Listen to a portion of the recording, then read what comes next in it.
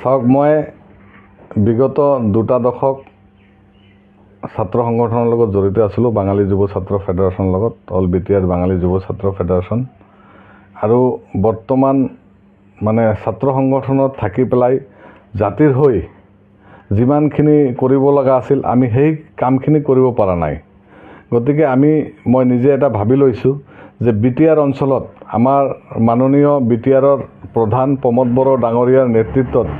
যি বিটিআৰত শান্তিৰ এটা পৰিৱেশ সৃষ্টি হৈছে, ডেভেলপমেণ্টৰ এটা বাতাবৰণৰ সৃষ্টি হৈছে, আৰু প্ৰমোদ বড়ো ডাঙৰীয়াৰ যি মেণ্টেলিটি, সেই মেণ্টেলিটিৰ প্ৰতি এটা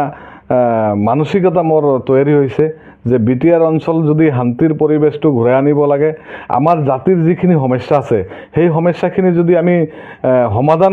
কৰিবলৈ চেষ্টা চলাওঁ, তেনেহ'লে একমাত্ৰ উপায় আছে বিটিআৰ অঞ্চলত প্ৰমোদ বড়ো ডাঙৰীয়া আৰু প্ৰমোদ বড়ো ডাঙৰীয়াৰ সকলো জাতি জনগোষ্ঠী, বিটিআৰ অঞ্চলত নন এছ টি যিসকল ব্যক্তি আছে, যিসকল জনগোষ্ঠী আছে নন এছ টি, সকলো জাতিৰ প্ৰতি যি মানে মনোভাৱ, সেই মনোভাৱৰ প্ৰতি আমি এটা দৃষ্টি আকৰ্ষণ হৈছে। আৰু মই ভাবোঁ প্ৰমোদ বড়ো ডাঙৰীয়াৰ নেতৃত্বত, বিটিআৰ প্ৰধান প্ৰমোদ বড়ো ডাঙৰীয়াৰ নেতৃত্বত বিটিআৰ অঞ্চলত যি সৰ্বাংগীন উন্নতি, বিটিআৰ অঞ্চলৰ যি বিভিন্ন জাতি জনগোষ্ঠীৰ যি সৰ্বাংগীন উন্নতিৰ যি তেওঁ পৰিকল্পনা এটা হাতত লৈছে, সেই পৰিকল্পনাত মই এজন সক্ৰিয় সদস্য হিচাপে, এজন কৰ্মী হিচাপে UPPL দলৰ হৈ কাম কৰাৰ এটা মানসিকতা তৈয়াৰী হৈছে। আৰু আমাৰ বেংগলী জাতিৰ বিটিআৰ অঞ্চলৰ ভূমিৰ আদি কৰি, মাটিৰ সমস্যাৰ আদি কৰি বিভিন্ন জাতীয় সমস্যা আমাৰ বিটিআৰ অঞ্চলত আছে। সেই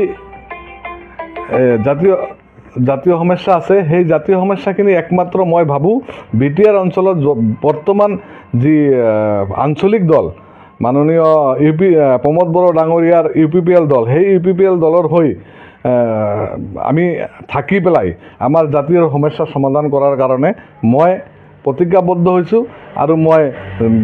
বাঙালী জাতিৰ লগে লগে বিভিন্ন জাতি জনগোষ্ঠীৰ হৈ কাম কৰি যাম বুলি আজি মই আপোনালোকৰ সন্মুখত প্ৰতিশ্ৰুতি দিছোঁ।